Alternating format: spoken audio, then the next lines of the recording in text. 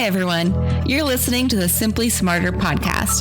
Our goal is to help families navigate some of the areas surrounding the college prep process, which includes providing college and ACT-related advice, not just for students, but their families as well. This is my co-host, Caleb. Listen each week to find out how students can score better on college placement tests, learning techniques and methods that build confidence, beat test anxiety, and identify strengths within each student. Don't forget to stay in the know by subscribing to our podcast. Welcome to the Simply Smarter podcast. Happy New Year. I can't believe it's 2022 already. Crazy. Today, we're kicking off season 5 with a very special guest, Stephen Heiner. Some of our listeners may already know Stephen or have heard of him at least. Stephen was the president of Get Smarter Prep from 2006 to 2012, as well as one of our top tutors here. We're going to be picking his brain about how things have changed in 16 years. However, tables will be turned a little bit today as Stephen will be asking Caleb and I questions as well. I cannot wait. Let's get started. Without further ado, let's welcome Stephen Heiner. Welcome to the show. Thank you. Yeah, it's good to have you. It's good to meet you. It was my first time meeting you today. Yes, me too, for you. So I've heard a lot about you from Caleb and some of our past tutors and students. So just really fortunate to be able to meet you and have you in America. Yes, yeah. Yeah, welcome back. It's so good to see you. It's been quite a few years now, hasn't it? Well, yeah, I mean, since I was at Get Smarter and in the whole test prep industry, yeah, it's been a while. For sure. Yeah, so you left in 2012. Well, I left running Get Smarter, and I took a bit of a break. What was interesting was when the sale closed, it was October 1st of 2012. But as you know, there is an October SAT and there's an October ACT. So the staff went out for dinner, fancy dinner to celebrate, and then we all went back to work the next day. Yeah. I was no longer in any sort of executive role. I had relinquished that to Lyndon back in May of that year, but I still had students. Right. So I continued to tutor for the October ACT, the October SAT, and then I thought, okay, then I'm going to get to go on vacation. So then I got to take some trips and celebrate, but essentially selling the business was a one-day thing and then back to work tutoring the next day. 100%. Yeah, not usually how that works. Right. But You don't normally have to say, well, I'm going to take my vacation from selling my business after the October SAT. Right. Yeah, the timing doesn't work out quite the same way. Exactly. So catch us up. What have you been doing since then? So I continued to work for Get Smarter for a year while I was trying to figure out what I was going to do with my life. And part of that was I had an instinct that I thought I would move to Europe. But I had studied abroad as a student in Italy during undergrad. But when you come back to America and you get back into the flow of things and you get a job, you start a business or whatever else, then those ideas get buried. But selling a business gives you the opportunity to uncover potentially some things you put away in your dream closet. It's like, go, you try it out. Does this still fit? Do I still want to do this? And the challenge as a non-citizen of the EU and as someone who's not married to an EU citizen or doesn't have a job offer in the EU is how do you move? How do you immigrate? And then, by the way, they speak French in France. and I take it you do not. Well, when or some. Well, there's I always say there's a difference between studying a language and learning a language. Yes. That learning a language happens in an immersive environment, right? The amount of progress you're going to make, in Mexico is speaking Spanish over 2 weeks versus 2 years in a classroom, right, is just vastly different, especially with a language like French where the noises are so weird to an English speaker. You have to, when you're speaking French, you have to turn off your English speaking brain, which is constantly making fun of you. They're like, what is that noise that you just made? Is that a word? Like the number one in French is it's UN, it's spelled this way. So an English speaker goes, oh, is that un or un or something like that? And it's Okay. That's the number one. And when you're doing that early on in your French experience, your English speaking brain is like, you're an idiot. What is that noise that you just made? It's like, oh, that's French. And so you have to turn off that English speaking part of your brain, just say, I'm speaking this other language. Whereas a language like Spanish or a language like German, the letters that are there, you say all of the letters. Hop on Hof, right? Like all of those letters get pronounced. Right. In French, half of the letters aren't pronounced. And then also you have to suppress the instinct to laugh sometimes at things that don't make any sense to you. So the word in French for lawyer is the same word as avocado, right? So when someone says, je suis avocat, your English speaking brain's like, I am an avocado. It's like, no, they're a lawyer, right? Wow. And yes, the context would tell you no one's going to introduce themselves as an avocado. Right. Probably. Yeah. But that whole experience of moving to France was preceded by paperwork. How do I apply for a visa?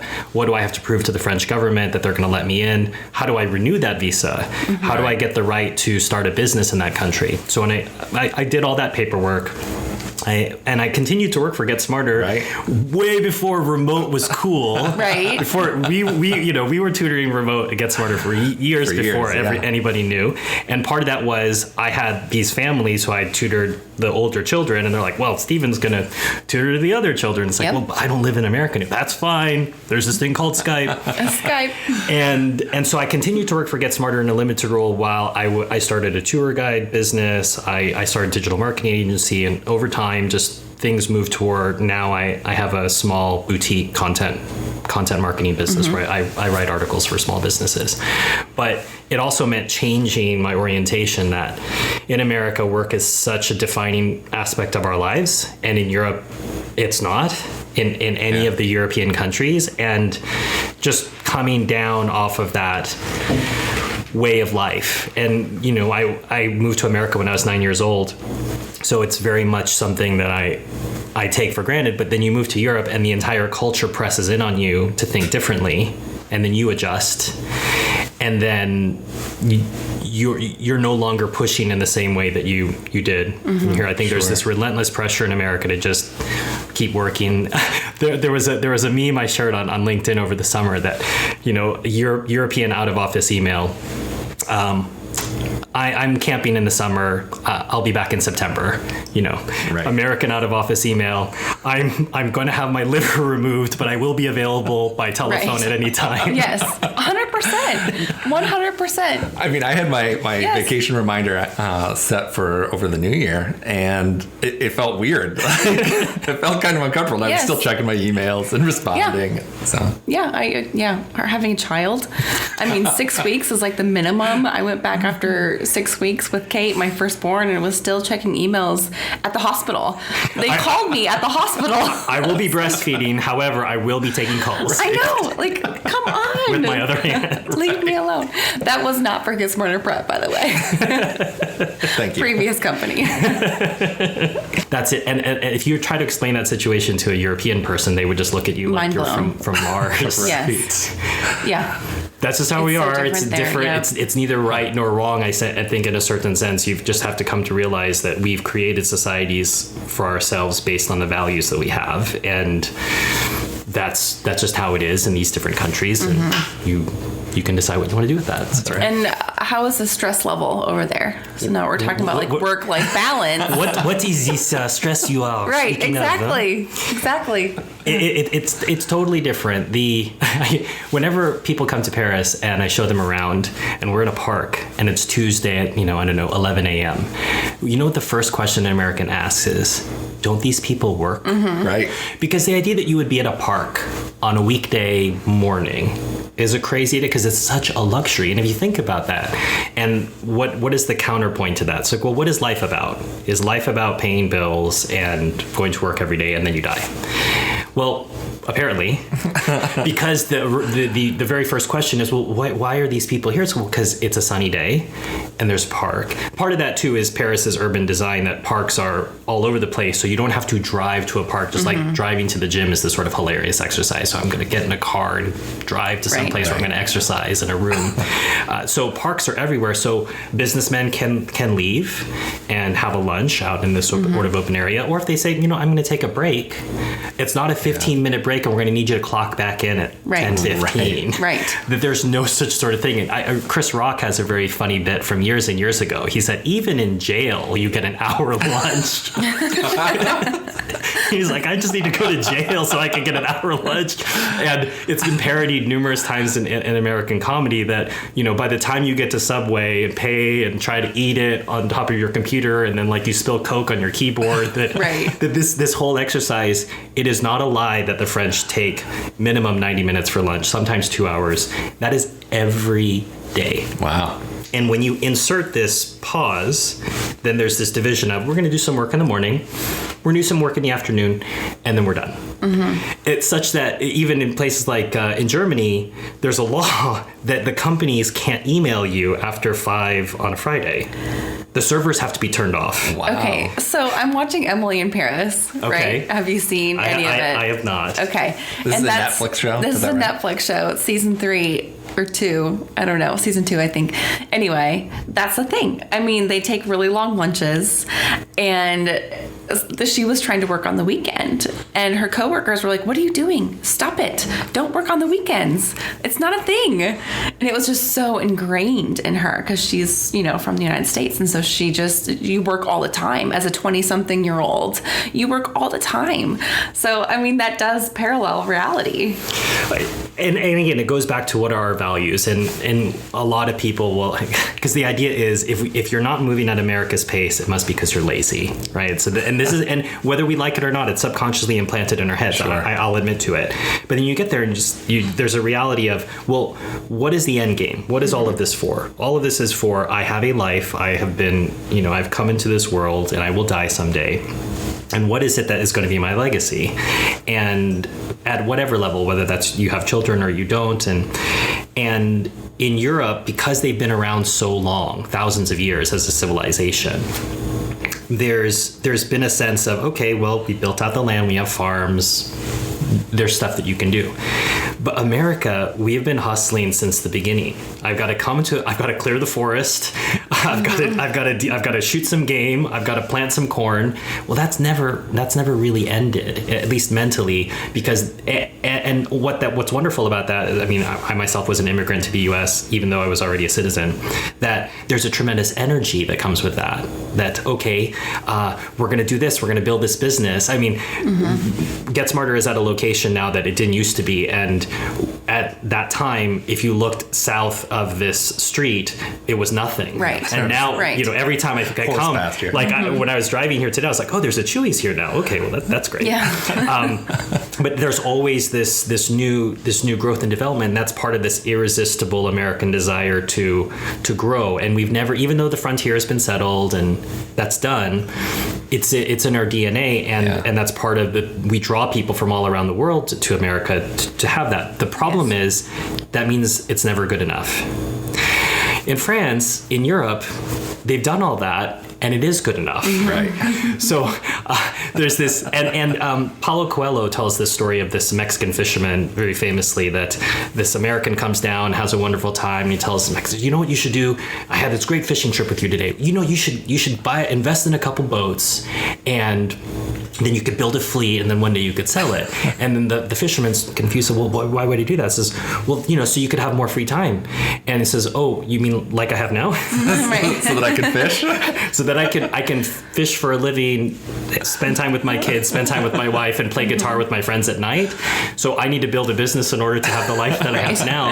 And so one of the arguing points that sometimes my friends who've come to America to work from France, and they talk about, they say, well, there's so much more money to be made in America. America pays so much more money because there's so much more social cost that's built into your salaries in Europe.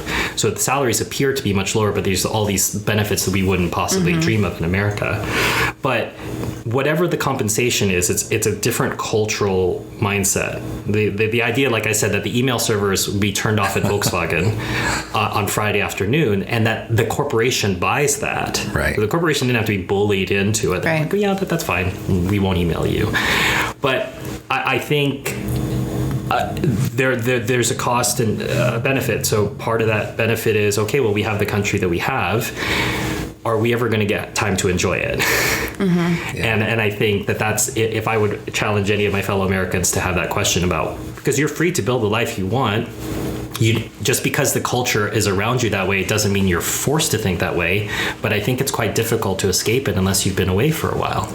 As we were talking about before the show, that when you're swimming in water, you don't necessarily know. David Foster Wallace gave this very famous commencement address about, well, what is water? And well, you don't know that there's maybe a sky above, or you can go down here. And when you're surrounded by other people who are really hustling, you might feel lazy if you don't take some time back. And obviously there are some events that have happened in the last 18 months that have caused people to maybe step back and say, what am I doing with my life? And I actually think that that's a wonderful benefit, if we can be honest about it, that a lot of people have been forced to ask.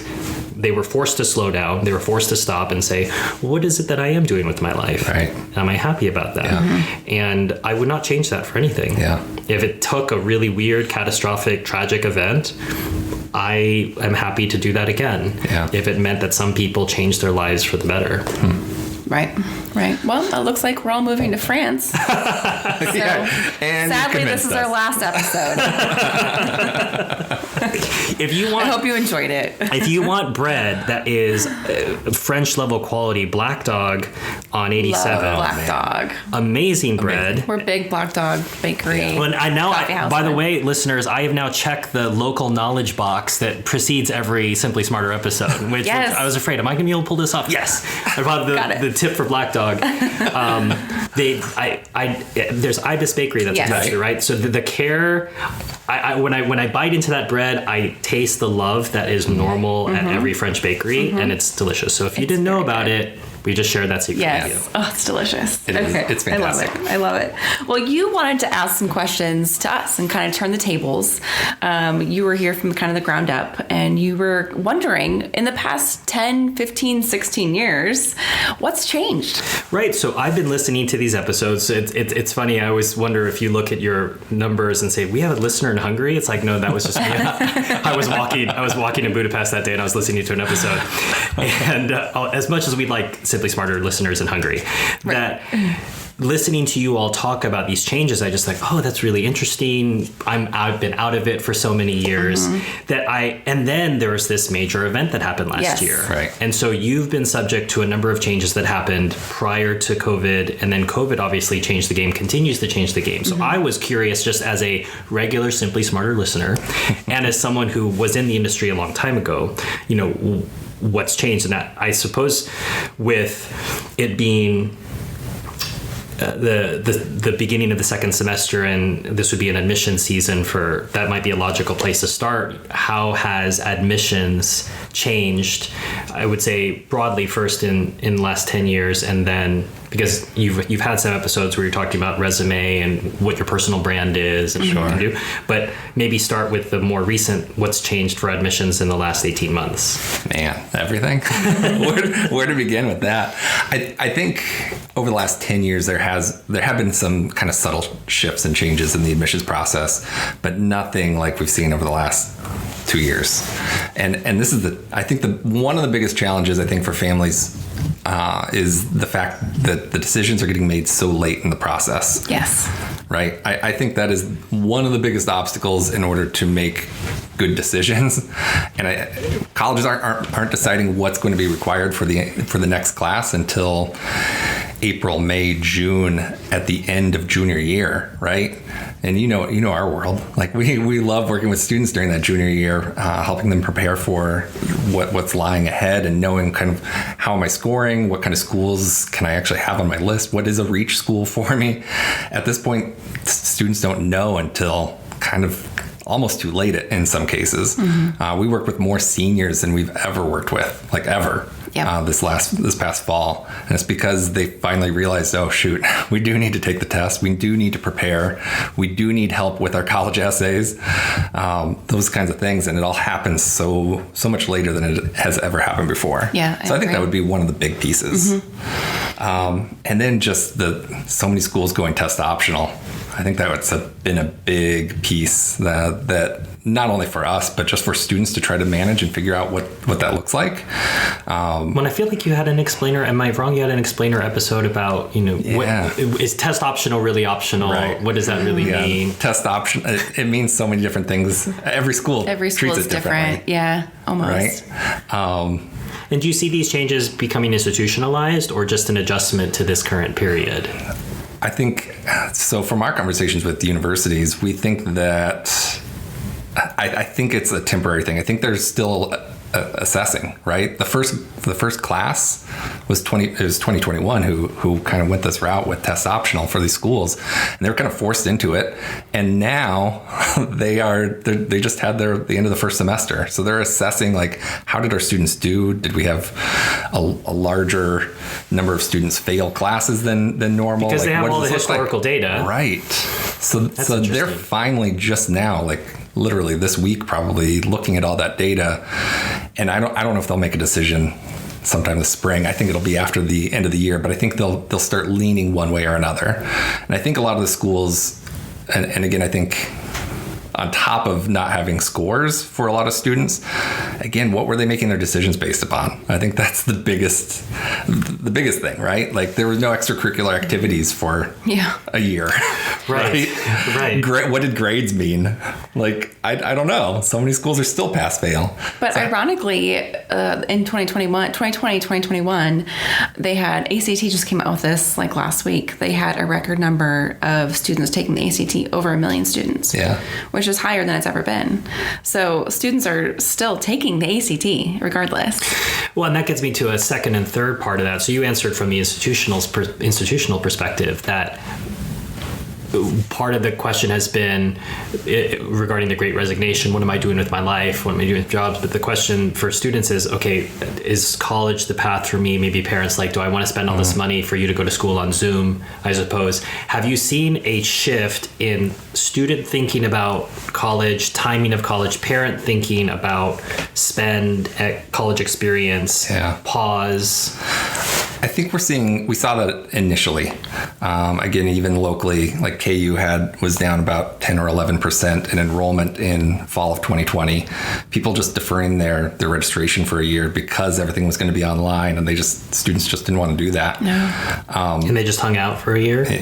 Basically, because there weren't, the economy wasn't doing great, so they really were just kind of hanging out or couldn't travel, right? You know that one well. So it was just a very interesting time frame, but enrollment numbers this past fall seemed to be much stronger. The same or higher? Higher. Okay. Yeah. So a bit of a bounce back. Yeah, for sure. So in that regard, I think we're a little bit back to normal, quote unquote, when it comes to kind of what students are deciding to do. It's just everything's still up in the air and they just don't know how to proceed. I think that's the bigger obstacle. Mm-hmm. So more of this is a temporary obstacle to be overcome rather than a moment to step back and ask, is this something we still want to do? Yeah, I generally think so. I think most families that we work with at least are still in the mindset of, hey, college, this is still something we want for our student. And I think most students are still on board with that. I think so too.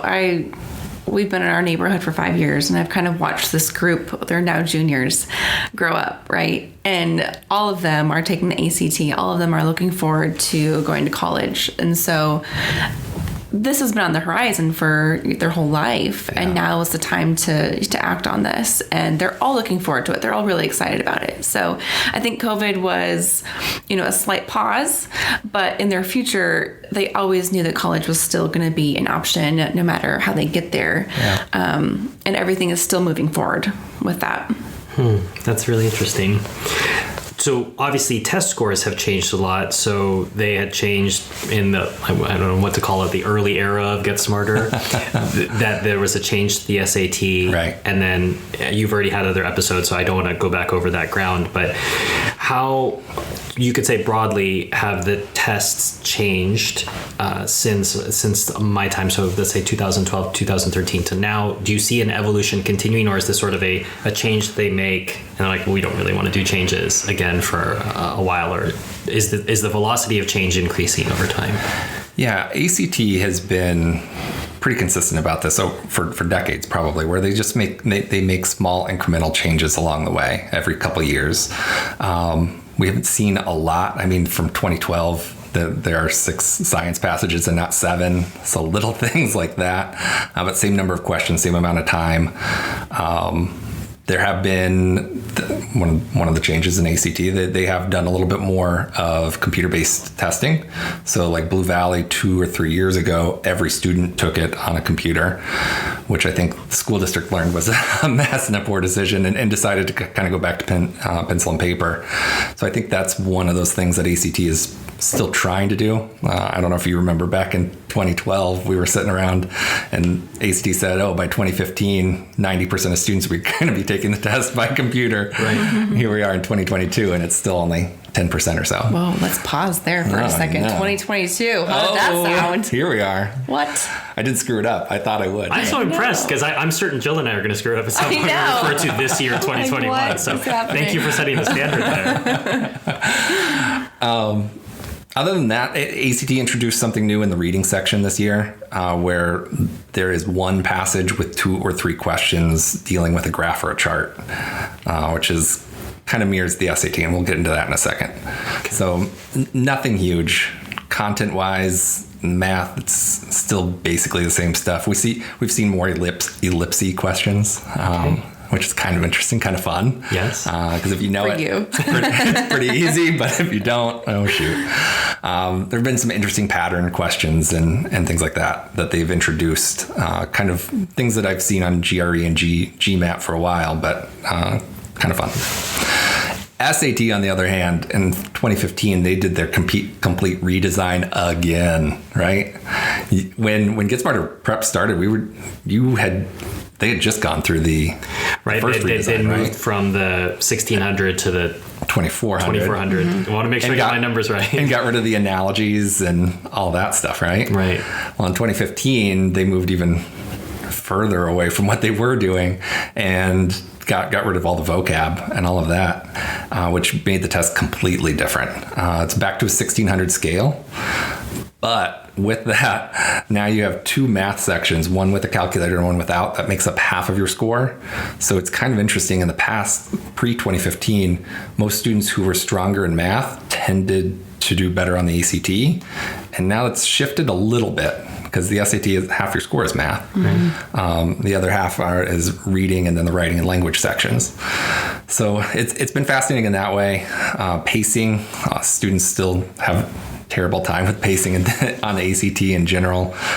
They try to rush and try to get through too many questions, whereas the SAT, almost everybody finishes. Everybody still says they feel more comfortable there, but they just don't. They still don't score as well as they do on the ACT in most cases. Mm-hmm. We've also seen interesting shifts within our market. Right? Like you remember our Pembroke students, almost all of them were preparing for SAT. Like it was just a giant percent who just did better. Also, there was a question like, is there another test? What is this ACT that you speak of? And now most Pembroke students perform better on the ACT.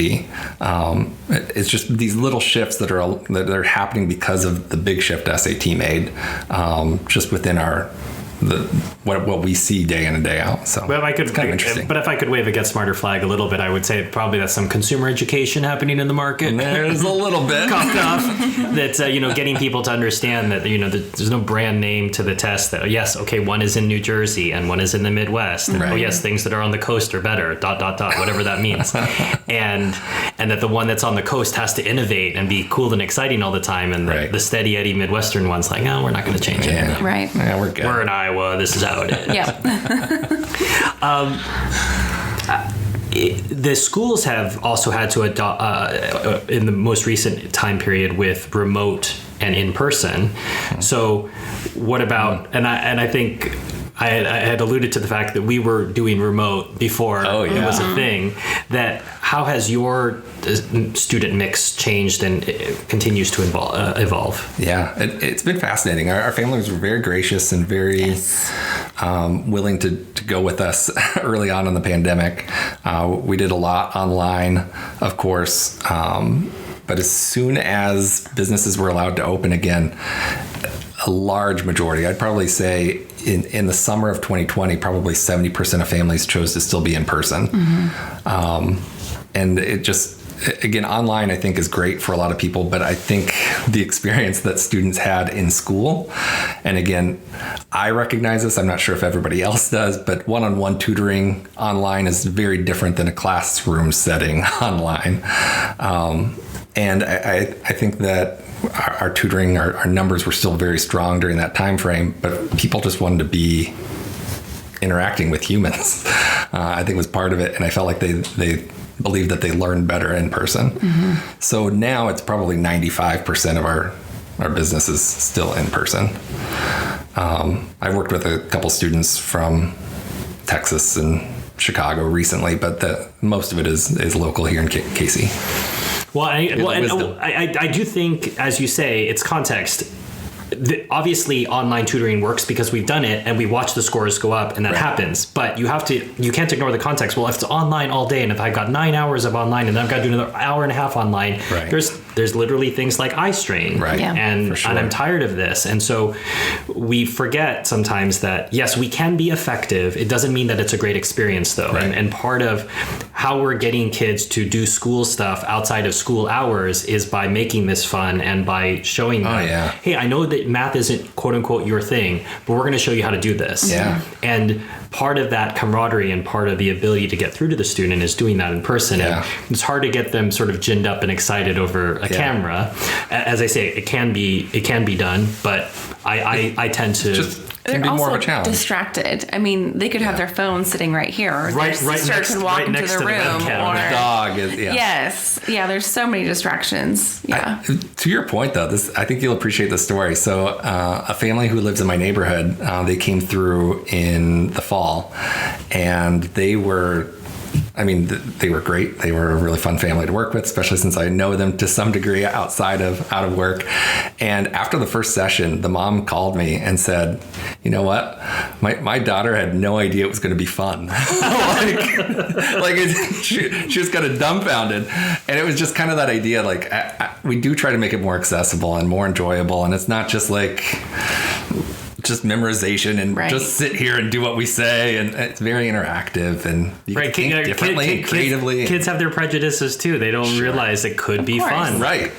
Parents sign me up for this tutoring. I guess I'll go. Right. And you'll see them that first day. They have their arms crossed. Right. I'm just here so I don't get fined. Right. And then, after they started like, wait, hold on, this guy's funny. Or this girl has jokes, right? And then they see everyone else laugh. It's like, it's okay for me to laugh. Right. Oh, I'm learning something. Oh, before they realize it, they're writing down notes, paying attention. They're asking questions, and then they're showing up to Friday Extra Help, right? Doing all the nerdy stuff. Right. Like, all right, now we've got you. I love it. So, have the students changed in their orientation? So I think about the era we came up in, way back at the Stone Ages. We went to college, and there were these things called paper applications. Oh boy! And you had to put things in the mail. In the mailbox. And obviously, we've talked about it becoming so much more difficult in, let's say, that early era when I was leaving Get Smarter, and now you 10 years later have had to see even more. Have the way that students been approaching college changed significantly? Obviously, from our era, they have, but would you say it's gone even more so from 10 years ago? Yeah, I think the Common App has just become larger and larger, and a bigger influence on the process. I take it back to a personal side because I talk to the parents more regularly even than some of our clients. They have a daughter who I worked with last year. She's a senior. She's applying to like 20 some schools and has been writing essays for months now, right? Because it's just so easy to apply to colleges now, right? It just changes the process and changes the mindset. And she has a phenomenal score.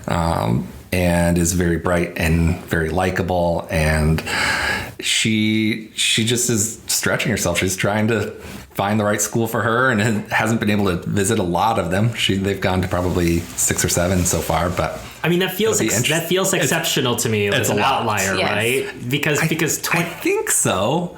Because I remember always coming down on my kids who would try to apply to, I would say north of 10 usually, I would start to cross my arms. Right, and I'd say, 100%. Okay, which one of these do you already not like? Right. Okay, because there's 10 here. Right. 9 of these are going to be eliminated. Right. So then you sort of push them into, okay, well, I really like X, Y, and Z. Okay, so then which one of these are A, B, and C that we can remove and really just, okay, now we can focus on this? Because as you say, we can't underestimate. If I'm writing essays for months, there are other things that are going to be left to the side. Yeah. And I do still want to encourage people. Part of the joy when I was in my 15 years of test prep was you got to experience high school without any of the stress. So they would tell you about, oh, this is what's happening for prom, or, this is what happened at homecoming. And you're like, okay, I remember these moments myself. And yes. you were caught into that excitement, but then you could just leave it. I don't have any of those consequences. Right. I don't have to do homework tonight. You have to do homework. Right. Yes. And that joy. And during my era, I watched this transformation of hours and hours of homework, being going to bed at midnight or 1 o'clock. It's I never went to bed at midnight or 1 o'clock, and I'm half Asian,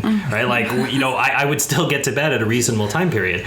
And these kids, I felt, were moving towards this overscheduled, they're already at their 90-hour-a-week job, and you're 17. It's like, hey, don't worry. Right. You've got the rest of your life to be children. I remember finding out that in Finland, they don't have homework. And when they would interview the teachers and the principals and the superintendents, they said, well, they've got to have some time to be children. Right. Like, well, what a radical concept. It's Right. wild. Totally unacceptable in Asia, right? Oh, And homework is the law. And so I remember thinking, and I would push back on parents and students during that era, let's say my era, 2012, 2003, and said, don't forget to enjoy that sort of Ferris Bueller philosophy. Right. Life moves pretty fast. You need to take some time to enjoy it. Yeah. So having been out of it 10 years, please tell me it hasn't gotten. It's probably gone more. Oh, no. No, I think we had that hiatus with COVID where people, they saw the value. They were all home. They enjoyed time with family. And then as soon as school started again, it was back to it. And I literally hear my students, and again, I do not advocate this, and I encourage sleep and rest and finding enjoyment in life, but the students will be doing homework until 1 or 2 in the morning. Yeah.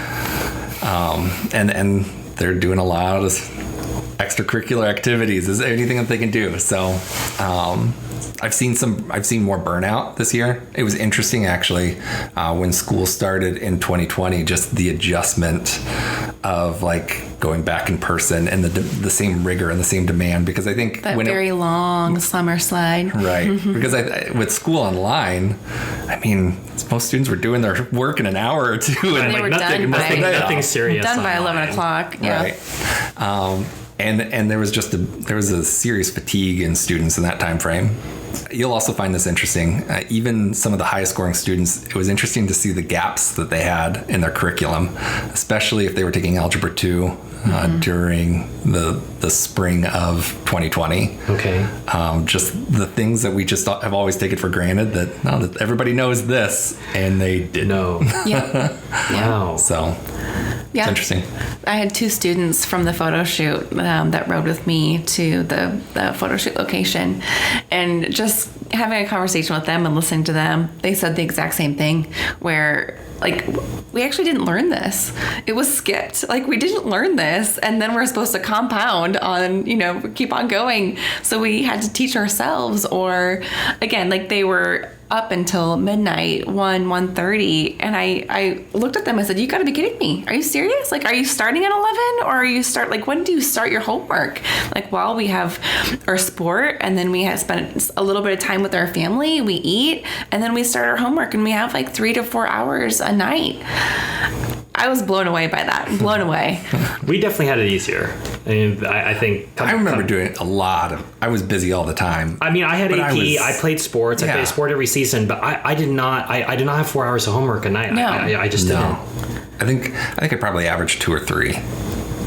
And I don't remember the level of fatigue. And then that's why I noticed it so much, because as I say, you're reliving high school with them, and you can, I was like, oh, it's AP US this week. I said, hey, did you study this? Did you study? Because I remember having to do all that myself, but I did not remember having 4 hours. I did not remember looking sleep deprived like they did. And I would push back and say, make sure you get some sleep. And that was a big part of the curriculum for us. I think it probably still is in the manual, that part of the last week is talking them out of long study sessions. Like, there's very little we're going to do this last week. You're not going to jump up 5 points by doing 7 hours of studying every night, like for the next week. Like it's over. We're set. We took a midterm. We took a final. We know where we are. We're just going to make little tweaks and adjustments. But one of the biggest things that you can do this week is get some sleep, get some rest, and you throw some research their way. I remember an episode where you're saying, if you're hydrated, X percentage down. And I remember thinking, I stopped the podcast at that point. It's like, where's my water? Where's my water? Where's my water? I was like, I'm going to be living with water, while at my job. And I think they underestimate that, partially because they're pushing themselves to the brink every single day. So they just think it's going to be another Saturday. It's like, no, this is a pretty big Saturday.